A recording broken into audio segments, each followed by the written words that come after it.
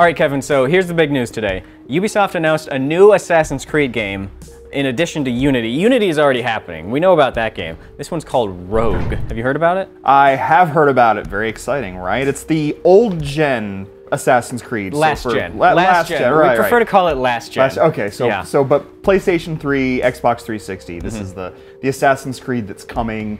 And we discovered who the new hero is. Hero in quotation marks, because he's actually a Templar this time. His name is Shay Patrick Cormac. Yes. He's Irish. Yes, he has Danny O'Dwyer's accent. He has, which is just an Irish accent. There's more than just one person with an Irish accent. God damn it, Sean. I don't know how many times I have to tell you this. Anyways, he's an assassin hunter. He's a Templar. This whole trailer, I mean, it's not a gameplay trailer. It's definitely like a mood piece. But he's slowly walking through the fire, and then he just straight up executes an assassin on the ice. I feel like he's not quite the lovable rogue that Edward Kenway was. But we do know some other stuff beyond just what's there in the trailer. We know, of course, his name, but we also know when the game is going to be taking place and about where it's going to be taking place. It's going to happen during the 7 Years' War. Yep.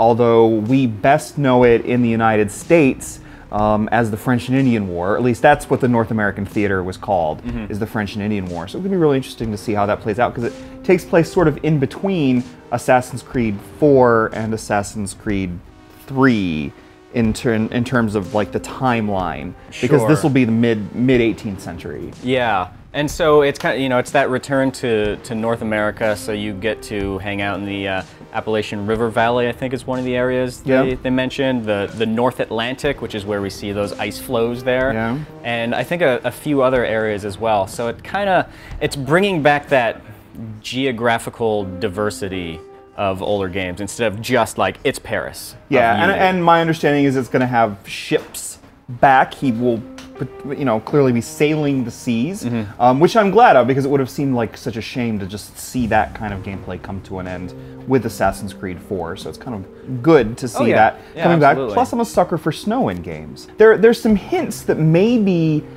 this game, you know, Assassin's Creed Rouge, will be again Rogue. Oh, right. Yeah. So we'll be tying into Assassin's Creed United.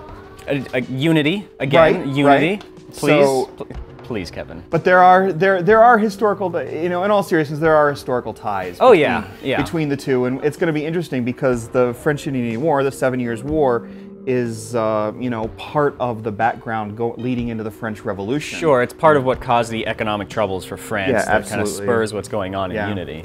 My concern is just the character himself, because so much of Assassin's Creed hinges on like the general likability of the main character, and if he's just a mega dick the whole time, I don't know if I'm gonna quite go for that. But Sean's not into mega dick apparently. So, but you know, I mean, it's honestly better than Connor. Sure. You know, that's really all I want Fingers at this crossed. stage. It's just better than Connor.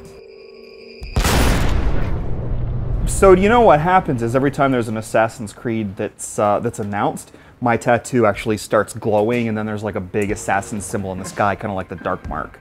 So that's how we all know to rally